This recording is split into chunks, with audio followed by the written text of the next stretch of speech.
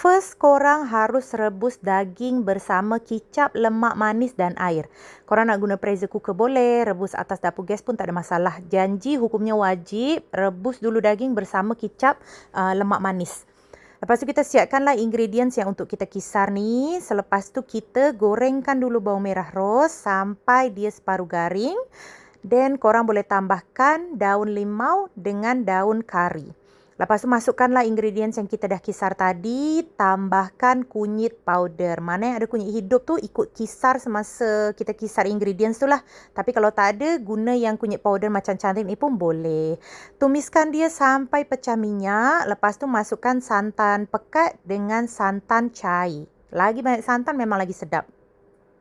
Lepas tu korang gaul-gaul-gaul. Dan korang boleh masukkan daging yang kita dah potong-potong. Ikutlah potong-potong tu sebesar mana ikut kesukaan korang.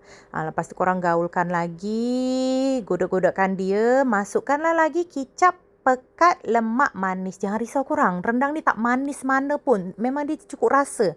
Percayalah apa kata cantik. Sebab kalau cantik bagi rasa kepada tetamu, diorang repeat order sampai diorang sanggup nak beli. Suruh memang cantik buatkan. Lepas tu korang tak payah tambah gula. Tambahlah cukup rasa dengan garam. Masaklah sampai air sedikit berkurang tu. Air rendang tu dah mulai susut kan. Korang baru masukkan kerisi. Lepas tu masaklah. Yang ini cantik dah masak dalam 1 jam macam tu. Cantik suka masak lama sikit. Dia lagi pekat dan lagi sedap. So ni bila cantik dah masak selama 2 jam. Serius, daging masak Palembang ni korang makan dengan apa pun memang sangat sedap. Selamat mencuba.